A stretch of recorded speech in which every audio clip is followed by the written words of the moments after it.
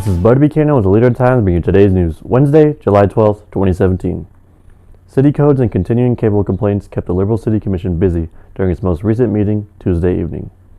Up first for the Commission was discussion of updating the City Codes book with Debbie Giske leading the discussion.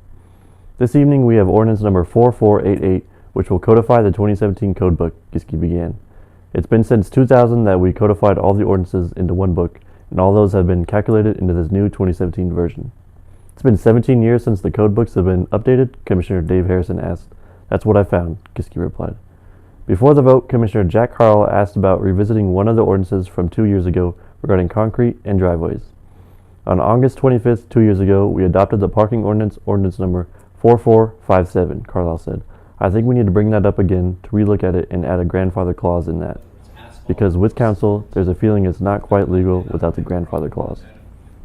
City Attorney Shirley McQueen then spoke briefly of conversations with Carlisle regarding this matter, saying at that particular time it was decided not to do the grandfather clause.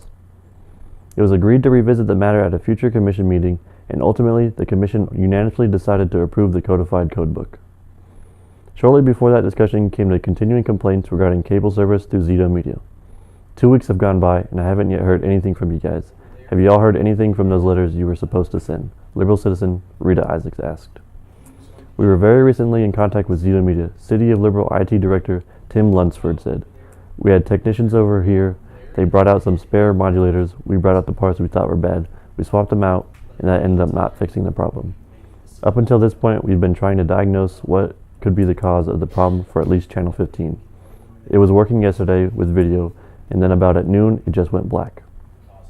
Lunsford then talked some more about the work that was done, and Isaacs asked if it would be possible for work to be done after hours, to which Denoya replied only if Zito Media would be willing to do that.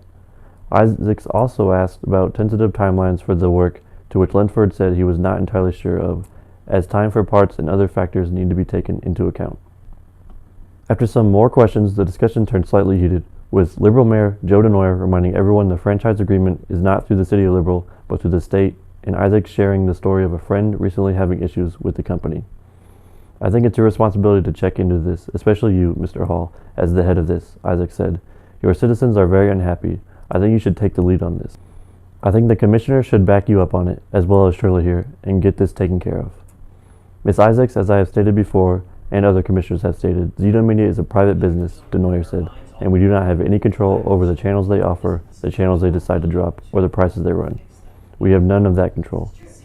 But what I'm saying is you know they're unreliable, so what are you doing to go around that and find something that is reliable? Isaacs asked.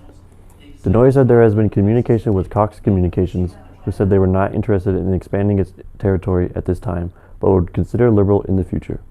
Denoya also said there would be a lot of money to go into getting a new company, and after a few more questions, the discussion ended.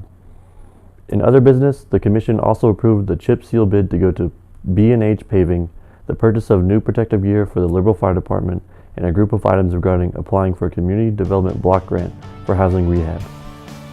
This is Bud Buchanan with Leader in Times. God bless, and thanks for watching.